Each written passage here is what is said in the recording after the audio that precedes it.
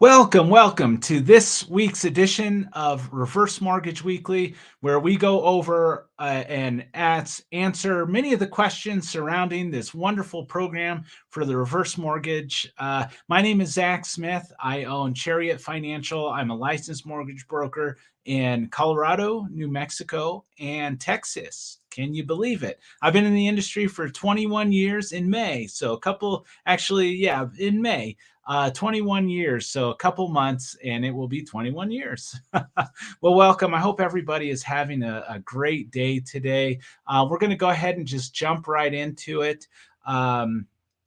into talking about this program here. So we're jumping around a little bit, but one of the things, it's hard to talk about this program without talking about retirement and what retirement, how things change in our lives. One of the constants in life that has been my experience is change. So no matter how we want to keep things the same, things always will change. And, our retirement is one of the examples of that. So basically, we've got two slides here that show three buckets. We got a red bucket, a yellow bucket, and a green bucket. So these are all represent buckets for our financial well-being. The first bucket is our income bucket. So that's the bucket that we have income in. And then usually what we're doing prior to retirement, pre-retirement, is we're taking that income and we're saving up. We're putting it into our 401k. We're putting it into savings, life insurance, whatever vehicle you're using for your nest egg. A lot of folks are just making money and putting that in there for retirement. And then they're also paying off their home at the same time. Some faster than others, but the basic idea is that you're paying a mortgage to pay off real estate. And then the post-retirement becomes becomes a very different picture for a lot of folks. So the first thing you're going to notice is that this red bucket, your income bucket, shrinks quite a bit.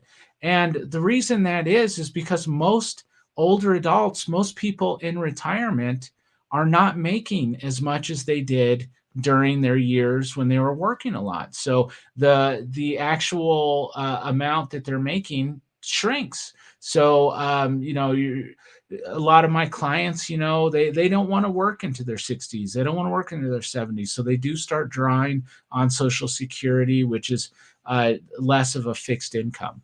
The second thing we notice is that this yellow bucket gets its own crown, its own chair, its own throne. And the reason that bucket gets its own throne is because it becomes vitally important in retirement. The main reason why that becomes so important is because we need our nest egg to live off of for the rest of our lives. I mean, that's why we've saved up over the years, so that in retirement, when we're not working as much and our income is maybe a little bit less than what we're used to, that we have funds to live off of, liquid funds. And it's important to make that distinction, because when we go to the right, the right of that bucket, we're going to our green bucket, which is our equity. Well, oftentimes people have either paid off their home or paid a large portion. While they're paying off their home equity has skyrocketed. I mean, especially here in Colorado.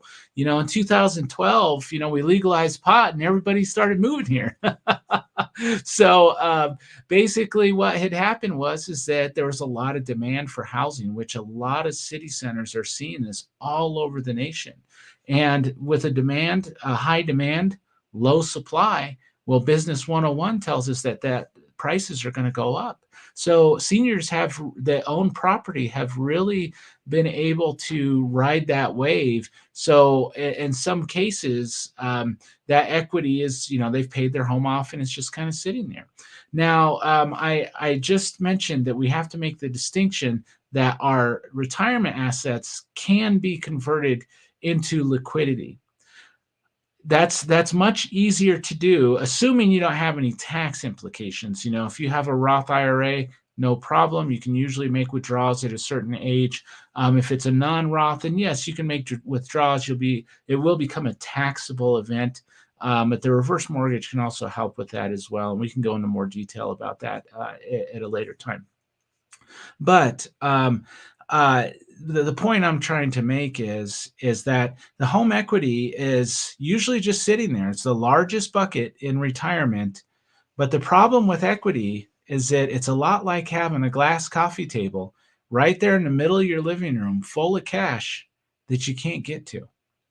So what I mean by that is it's not liquid. It's not like you can take a picture of your house and go down to the grocery store and hand it over to the cashier and say, "Oh, well, I got all this basket full of groceries.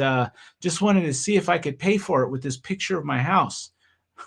It doesn't work that way. Unfortunately, equity is not liquid, and that creates a large problem for a lot of seniors in retirement. Most of the clients that we see are equity rich and cash poor. And the thing, or we see folks who are also trying to use this program as like a financial planning tool, which it works wonderfully for. One of the questions that I ask a lot of the folks that when I teach classes for the state and have been for the last 8 years for this program, and one of the questions that I ask during my class is, I've got $1 million cash here in a suitcase, unmarked bills, of course. And then I've got a penny that doubles every day for 31 days. Which one would you rather have? Would you rather have $1 million cash or a penny that doubles every day for 31 days? Well, a lot of you have probably heard this analogy. You want to take the penny because if you take that penny and you double it for 31 days, you're going to have $10 million. If you do the math, 1 penny, 2 penny, 4 penny, 8 penny, and double that, keep doubling it for 31 days, you'll have over $10 million. But if you take it out at 15 days, you've only got about 115 bucks, $116. So our retirement accounts are really the same way. The longer we can keep our retirement accounts in the market or in the vehicle that you have them in, a lot of people were, taking advantage of these high paying CDs, but you got to keep your money in those CDs to recoup the cost and also to realize that benefit. And if you have a financial planner that you're good friends with, go ahead and pull them aside and ask them about some of these concepts of the rule of 72 of keeping your funds in the market. They'll talk your ear off about it. It's their business, and it's serious, serious work right now because a lot of people are in trouble. Americans just have not saved enough in retirement, and those who have saved haven't saved enough. So the point we're trying to make here is in retirement, income becomes less of a resolution when it comes to quality of life and basically making it on a daily basis because the income is usually fixed and it's a lot less generally than what you were making during your days when you weren't retired. The yellow bucket, your savings becomes your crown jewel because you don't know how long you're going to need it. Again, people are living longer, which creates a lot of concern about running out of cash. You could live to 70, to 80, to 90, to 100. Well, the difference between 70 and 100 is 30 years. So you would, assuming you're not working into your 70s, you have to have a nest egg planned and prepared for 30 years. 30 years. 30 years ago, what was I doing? Oh my gosh, I was 15 years old 30 years ago. It's amazing to think of that way, but boy, does time fly. And to be prepared is something that is vitally important. So a lot of times what people will do with the reverse mortgage is they'll open up a line of credit. And, like I made the analogy before that, the reverse mortgage is like, or equity is like having a glass coffee table right there in the middle of your living room full of cash that you can't get to. So what the reverse mortgage does is basically install a little drawer there so that you can take cash out when you need it. And when you don't need it, you can just keep it in there. And it does have a growth feature attached to the line of credit on a reverse mortgage. So it's almost like having another savings account. And, you know, that growth rate on the line of credit for a reverse mortgage is attached to the current interest rates. Well, what's been going on with the interest rates lately? Well, they've been going up, and they're pretty high right now. I mean, we're, you know, pricing people out on the 30-year fixed anywhere from the high sixes to the low sevens. Sometimes in the high sevens, depending on what they're trying to do and their credit. So, what does that mean? Well, that means that the growth rate on these line of credits for the reverse mortgage is at a high 6 or mid 7% range. Not too bad. You know, again, it's like almost having like another savings account because it does grow on the amount that you don't use. So, just making this observation and this realization is really what we're trying to convey here is that home equity becomes vitally important when it comes to your retirement. There's a lot of talk about fiduciaries right now and folks who consider themselves fiduciaries. A fiduciary is someone, financial planner, that must have your goals or your needs in front. They need to make sure that every decision that they're making with your finances is in your best interest. Well, if the fiduciary or someone who's looking at your total, you know, complete comprehensive view of your finances is ignoring your largest asset, which is generally your home equity, well, is that really looking at the whole comprehensive thing, or is it just picking and choosing what traditionally people see as an asset? But by and large, people's home equity is their largest asset right now for Americans. So let's continue here. So again, right on time here. As you can see, I mean, the credit card industry is 712 billion. Auto loans are about a little bit over $1 trillion. Student loans, 1.26 trillion student loans. Well, there's over $6 trillion in home equity right now with seniors. So there is a lot of home equity that has been accumulating over the years. Again, what is home equity? Well, it's cash. It's not accessible unless you sell or take out a loan and pay it back with interest. You know, I'm a lender. I'm a reverse mortgage planner. I help people leverage real estate for victory. So what that means is that when someone comes to me and says, "Well, hey, you know, I got a client, but they're going to pay cash. I have a buyer, but they're going to pay cash for the house." I don't think that's a very good idea, especially if you're over 62. And this is why. Let's say you have a home that you're going to buy $400,000 cash. Well, traditionally, if you don't want a mortgage payment, that's what you do is you pay cash. Well, the problem with that is that once you pay cash and you put that $400,000 into that property, well, guess what? You lose all control over that. You basically handed that cash over to a bank or you handed the cash over to a buyer. And let me explain that. So if you buy a property for $400,000, if you want to get that $400,000 back out, guess who you got to call? You got to call a buyer to sell that property because equity is not liquid. Or you have to call a bank. You got to call us at Chariot Financial at mychariotloan.com or chariotreverse.com. happyhousetoday.com to learn more about this as well. Just a quick plug. But you have to call us to get a situation put together where you can get a portion of that equity back. Well, folks who use a reverse mortgage to purchase property, you know, a lot of times people will pay cash because they don't want a mortgage payment. They don't want to pay the bank interest, especially in a 30-year fixed. You know, the common knowledge for real estate financing right now is, you know, if you tell any financial person, of course, they're going to push you to do a 15-year, which honestly is a better option for people because you pay less interest. It's not nearly as good an option as an all-in-one simple interest loan. But most people don't understand those programs, don't know about it. I digress. 30-year fix is widely acceptable as a stable financial mortgage product. But boy, is the deck stacked against the consumer with those. This is something I don't think a lot of people are talking about, but they should be talking about it. Because in a 30-year fixed loan, the way the amortization schedule works, you pay 50% of the interest in the first 10 years of that note. So, for example, if you have a $600,000 loan amount at 6.125%, your principal and interest payment that first month is going to be $3,600. Guess how much of that goes to paying off the loan? $3,600. $600 of that goes off to paying $600,000 that first month.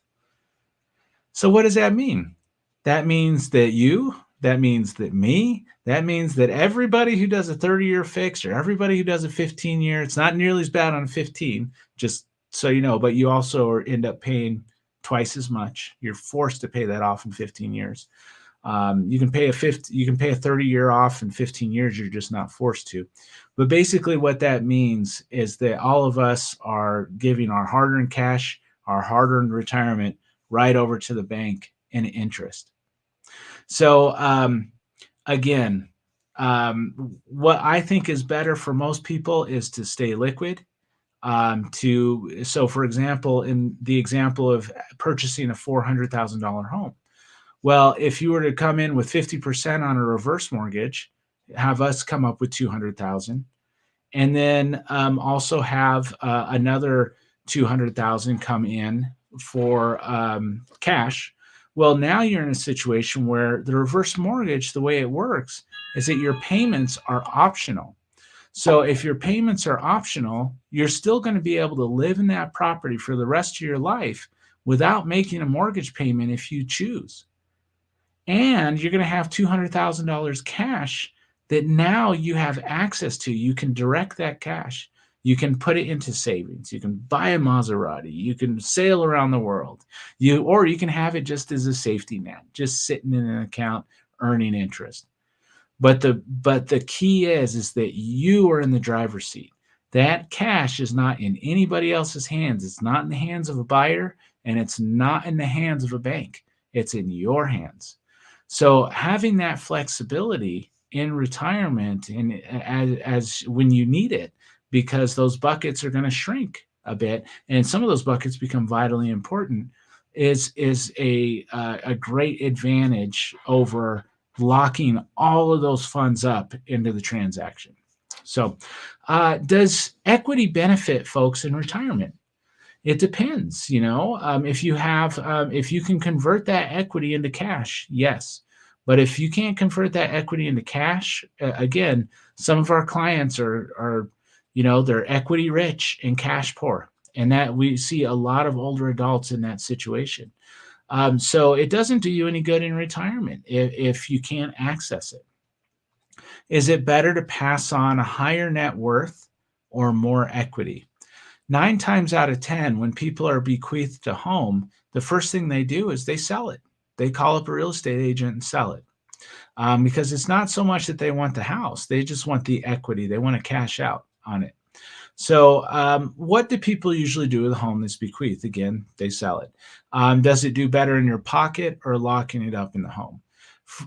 Personally, I'm not a big, you probably have found this out, I'm not a big proponent of amortized loans. I think simple interest, you're always going to pay less interest on a simple interest loan. It's just the way financing works. But as far as keeping more cash in your pocket, yeah, I think it's better to have more cash that you have control over, especially if you're going to be handing over a majority of it in a 30-year fixed in interest to the bank. So why are people taking these out? What's the benefit? Well, increased cash flow. The biggest advantage that a lot of these programs have is they have an optional payment.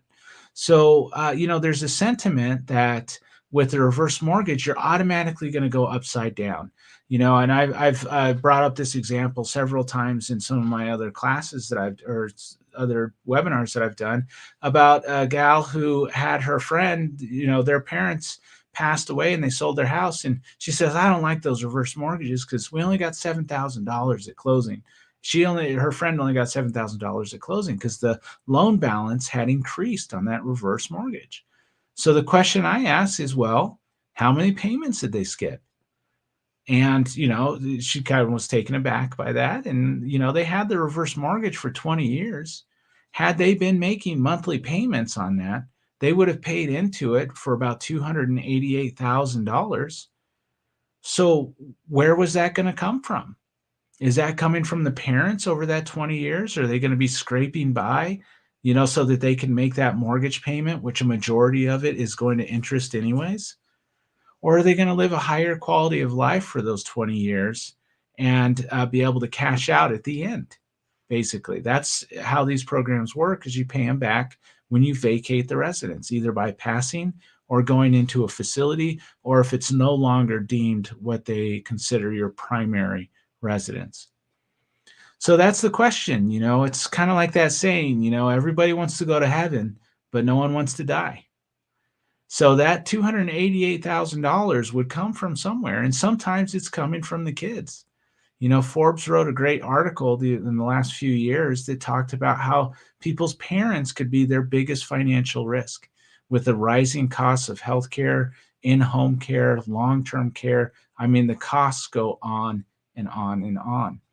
And not to mention paying a mortgage payment, because that's the thing about being in a 30-year fixed loan, is that you got to make a monthly payment. So if you're in a position where you miss a payment or two or three because you have medical bills that come up, or whatever the reason is, well, they can start the foreclosure process after 3 missed payments, here in Colorado anyways. So to be in a situation where you don't have to worry about making that monthly payment, you don't have to worry about cracking that nut every single month to come up with that payment, is incredibly valuable to a lot of seniors. Yes, in that situation, the daughter only got $7,000 at closing, but she didn't have to pay $288,000 over the last 20 years.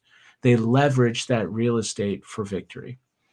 Second reason a lot of folks take these out is for asset protection.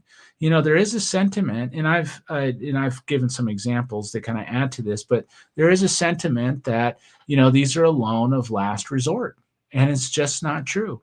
We have a lot of clients who will come to us for asset protection with the reverse mortgage. And what does that mean? Well, let's say you have a couple $1,000,000 in the bank in an IRA. Well, you want to keep that growing. You want to pass that on to your heirs. Well, what you can do is open up a line of credit. So when unforeseen costs come, you can basically use that line of credit to pull out. So that way you're not taking the penny out at 15 days, like we had mentioned previously. So that's a great option for a lot of folks, and not to mention some of the tax implications. A lot of times when you get to a certain age, the IRS, Uncle Sam says, hey, you got an IRA, we're going to require that you start making mandatory withdrawals out of that IRA. So you take the money out that the government says you have to take out, and guess what happens? You get a nice little letter from the IRS saying, hey, you pulled out 70 grand. We want our cut. Where's our cut? You got to pay taxes on that. Well, let's say you took $70,000 out of a line of credit on your reverse mortgage, and then you paid off that $70,000 immediately with your mandatory withdrawal. Well, guess what? Now, not only you are taking money out of your retirement, there's no getting around that. You are getting a 1099 from the government for $70,000. There's no getting around that. But now you're paying off some interest. Now you just took out $70,000 on a loan against your home through that line of credit, but you just paid it off. But you did pay off some interest. So now, instead of just getting that 1099, well, you might get a 1098 also. 1098 is a little bit of it's a pleasant letter to receive, IRS form, because it is a tax deduction. So if you do have several million in the bank, boy, wouldn't it be nice to be able to have some tax deductions? So this is not a loan of last resort. There's a lot of folks who use this program as a financial planning tool. It's also a non-recourse loan, so you're never going to owe more on the property than what it's worth. It doesn't require repayment until the last living borrower leaves the home, either by passing or selling. Heirs have. Basically, if this is the most friendly product in all of mortgages, when people pass or they vacate the residence, or they no longer need the property. Because in a normal mortgage, again, you got to crack that nut every single month to make that monthly payment. And if you miss three, they can start the foreclosure process. So, has that ever happened with a loved one or parents that have passed away in their home and someone forgets to pay the mortgage payment? Yeah, it has happened. It is a problem. But in a reverse mortgage, again, the payment's optional. So basically, what they'll do is the heirs would have to reach out to the servicer and let them know, that the person has passed, or whatever, they've been moved into a facility or whatever the case is, or they said to heck with this and are living in Costa Rica. And as long as it's no longer their primary residence, the bank will allow them a 6-month period to determine what to do with the property. And then if they need more time, they will grant 2 free 3-month extensions. So you have an entire year to determine what to do with the property. I got a call from a real estate agent the other day that was just frantic. Oh, I just got this call from one of my client's daughters. My client unfortunately had passed, and she had a reverse mortgage, and we're afraid to call the mortgage company because they own the house and they're going to take the house. And I just kind of sat back and I was just like, oh my gosh, it was great motivation to continue to do these educations, because that's not at all how it works with a reverse mortgage. You will not believe how many folks that I speak to on a daily basis that think the bank owns the house when you do a reverse mortgage. That's not even remotely close to how it works. Keep in mind, folks, that the reverse mortgage is really just like any other loan. You can treat it just like any other loan. You can take out a reverse mortgage for 200 grand and pay it off. The only difference is that a lot of times, whatever balance you pay off, you're going to have access to. You have a $200,000 reverse mortgage with a line of credit. You pay off $100,000, so you're only paying interest on that 100,000. Well, you still have access to that whole 100,000 that you just paid off. It's a beautiful, beautiful vehicle that folks can use for financial freedom in retirement. So, long story short, I let them know, look, you're not in trouble. They're not going to take the house. You just need to communicate with the servicer so that they understand what's going on. And lastly, this is a great way to purchase property, and people have found a lot of solace and peace of mind by purchasing property as a reverse mortgage, because with the monthly payment being optional, it really frees up a lot of cash flow for other things in retirement. So, how can older adults unlock equity with their reverse mortgage? Well, they can get a lump sum. So, basically, they'll show up with a big suitcase full of cash at closing. Line of credit, which is by far the most popular way that people would draw cash on the reverse mortgage. Or you could also do monthly loan proceed payments. So, they call it a tenured payment. And basically, it's payments that are paid out on a monthly basis, just like turning the house into like an annuity. So, common clients that we see people who are struggling to make their mortgage payment each month. Folks who want to retire, but they feel like they can't because they have to, crack that nut every single month and make that mortgage payment. Well, what if we converted that mortgage payment into a payment optional program? Well, now you're not in a situation where you have to make that payment every month. You're in a situation where you can basically forego that payment if you want and just add that onto the balance of the property. Now, if you do that, you are going to have a negatively amortized loan. But, really the question that most people are asking themselves that do a reverse mortgage for that purpose is, what would you rather have? Would you rather have increased cash flow, better quality of life, or more equity? So a lot of times with folks in that situation, they're going to choose a better quality of life. So number two, people trying to create a safety net for their assets is really the second type of client that we usually see. Well, that's all we have for you today. We try to keep this at a half hour. Thanks a lot for hanging out with me. If you have any questions for me, you can always visit me at chariotreverse.com. You can schedule a consultation with me, schedule a call, or you can just pick up the phone and call us. I always answer my phone if I can. But boy, it's getting tough these days with all the telemarketers here. So, anyways, I hope you're doing well. And I hope blessings shine down upon you and yours today. And I hope you have a great rest of your day.